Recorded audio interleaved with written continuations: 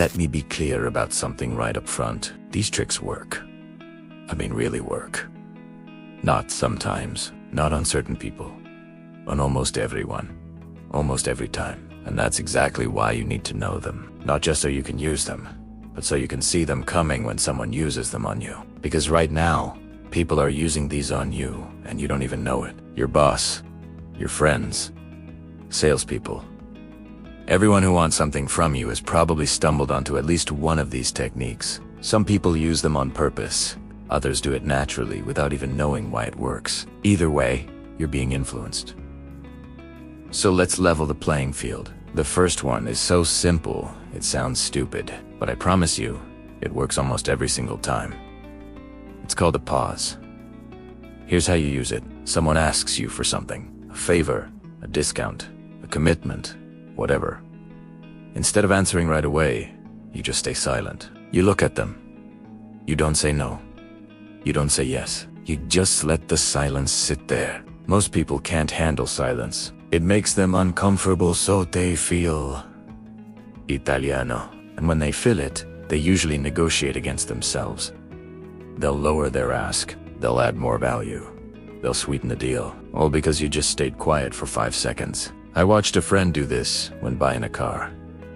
The salesman gave him a price. My friend just stared at him. Didn't say a word. After maybe 8 seconds of silence, the salesman said, "Well, I might be able to take another 1,000 off." My friend still didn't say anything. Another few seconds pass. "Let me talk to my manager. Maybe we can do 1,500.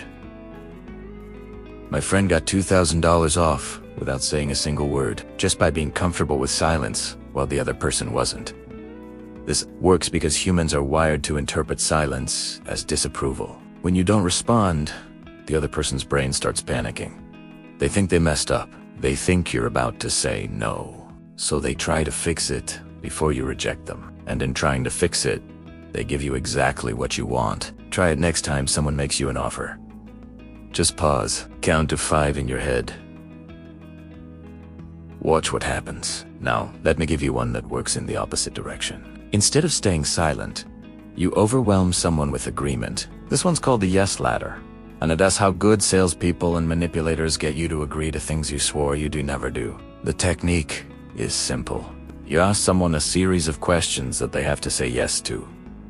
Easy questions, obvious questions.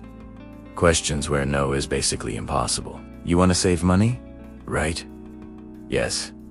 And you want quality products? Yes. You'd prefer to get a good deal rather than overpay? Yes. So if I could show you a way to get better quality for less money, you'd want to hear about it. And just like that, they've said yes 4 times in a row and their brain is in agreement mode. Now, when you make your actual pitch, they're way more likely to say yes again. Because your brain craves consistency. Once you start agreeing, disagreeing feels wrong. It feels like you're contradicting yourself. A study from the University of Illinois tested this. They had fundraisers called people asking for donations. One group just asked for the donation right away. The other group started with simple questions, like, "How are you doing today? And you care about helping your community, right?" The second group got almost twice as many donations. Same cause, same amount requested, just a different approach to the ask. You see this everywhere once you notice it. Telemarketers do it. Pickup artists do it. Even friends trying to convince you to go out when you want to stay home do it. They get you nodding along to small things, so when they ask for the big thing, saying no feels weird. Here's the third one, and this one's dark because it exploits your need to feel smart and in control. It's called the false choice. Instead of asking someone if they'll do something, you ask them how or when they'll do it. You skip right over the question of whether and jump straight to the details. This makes their brain assume the decision is already made, and now you're just working out logistics. Do you want to meet Tuesday or Wednesday? Not do you want to meet. Just which day. Their brain defaults to picking one of the options instead of questioning whether they want to meet at all. Parents do this to kids all the time. Do you want to wear the red shirt or the blue shirt? Not do you want to get dressed. Kids pick a shirt and suddenly they're getting dressed without a fight. But adults fall for this just as easily. Should we split this 50-50 or do you want to cover 60? That question assumes you're paying. It just lets you pick how much. Do Do you want to handle the first part or the second part? Assumes you're helping, just lets you pick which part. By framing the question as a choice between two options you control, you eliminate the option to say no entirely. And most people won't even notice you did it. The fourth trick is about making people like you instantly, which sounds impossible, but it's not. It's called mirroring, and it works because humans trust people who are similar to them. Here's what you do. You subtly copy the other person's body language, speaking, passing, and energy level. If they lean back, you lean back a few seconds later. If they talk fast, you speed up. If they use certain words or phrases, you use those same words. This happens naturally when people already like each other, but you can do it intentionally to create that feeling of connection artificially. Studies show that people who are mirrored rate the person mirroring them as more likable, more trustworthy, and more competent, even when they don't consciously notice the mirroring. A researcher named Tanya Chartrand proved this at Duke University. She had people interact with someone who either mirrored them or didn't. The people who were mirrored rated the interaction as significantly smoother and rated the other person as much more likable. None of them could explain why. They just felt it.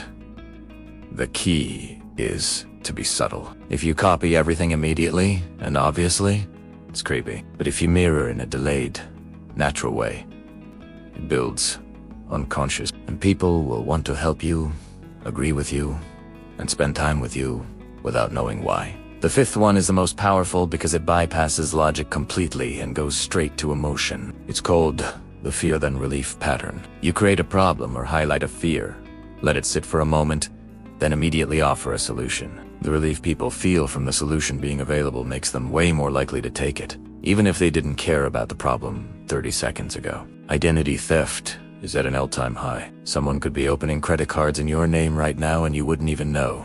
That's the fear.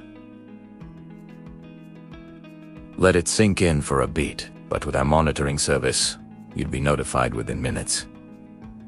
That's the relief. The relief feels so good after the fear that people buy the solution without questioning whether they actually needed it.